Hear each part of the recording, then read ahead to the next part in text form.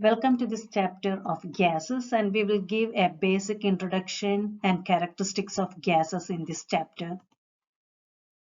To begin with, let us see this video. A flask with little boiling water in there, and the balloon is fixed on the mouth of the flask.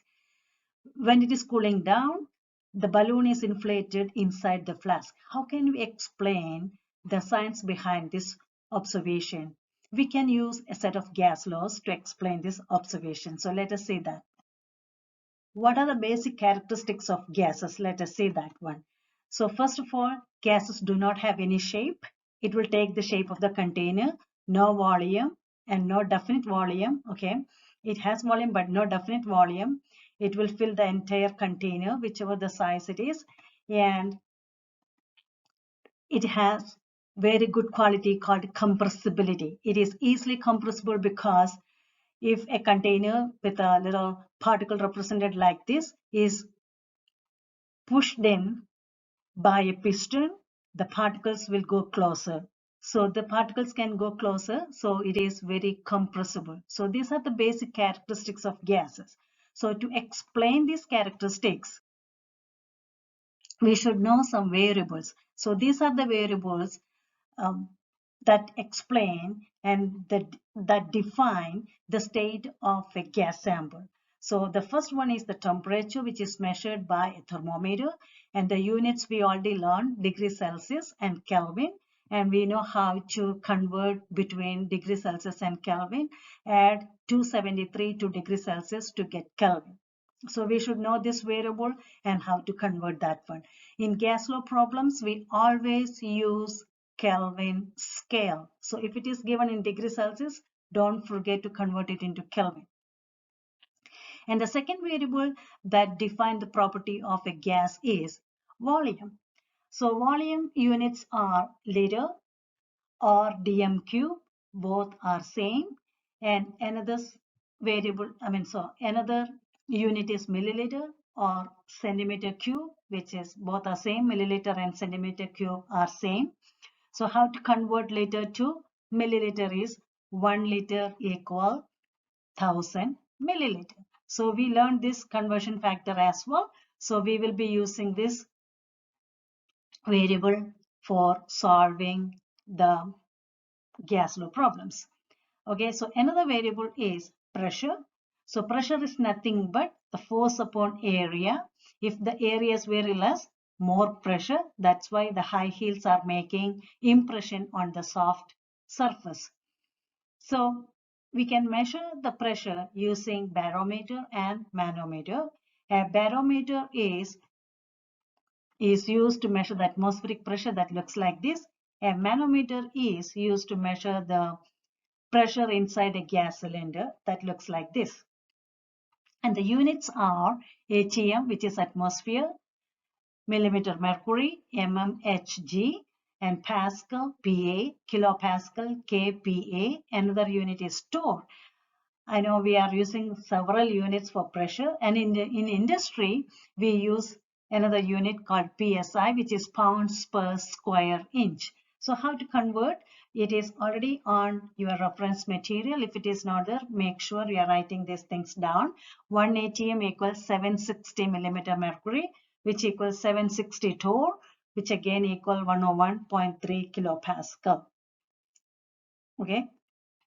So these are the conversion factor, and the last variable is moles. How many moles of gas particles are there? Amount of gas, that is represented by the unit moles.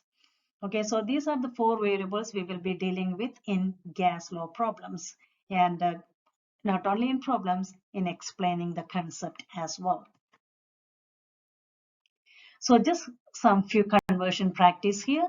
The very simple one, the temperature one, how to convert degrees Celsius to Kelvin, which is very important in this chapter. So we just add 273 to it, right?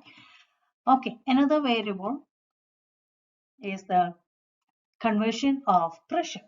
So the pressure of a gas is measured as 49 torr. How can we convert that one in atmosphere and Pascal? As we already discussed previously, there are two methods. The first method dimensional analysis. In that one, start with the given, which is 49 torr, and on the right side of the equation sign, write the unit you want. There are two conversions here. So first we will go with atmosphere. So I will write ATM, and I want to cancel torr. So at the bottom I will write torr and ATM will go on top, so that both the units will cancel. Torr and torr will cancel, and we will get the unit ATM on the right side. So 49 divided by 760 will give you the answer. So that is one method. Another method is by putting the same unit on the same side and cross multiply.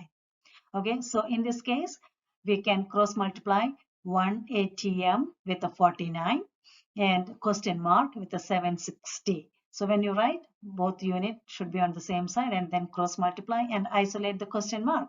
You can isolate the question mark by dividing on both sides by 760, and then you will get the answer in ATM. So either this method or this method. So now we have another conversion here. Torr, we have to convert it into Pascal. So torr, first that converted into ATM, and then convert that into Pascal by writing dimensional analysis. So the units will cancel, and you multiply all the numbers on the top, divide all by the numbers on the bottom. So you will get the answer. And another method is torr to Pascal directly. So we know 760 torr equal 101.3 times 10 to the power 3 Pascal. So then you can just cross multiply them by isolating the question mark. So we'll get the same answer in both cases. So the next one you should know is STP, which is nothing but standard temperature and pressure. So for the purpose of comparison, scientists use this standard condition of 1 atm as pressure, standard pressure, and 0 degrees Celsius as standard temperature.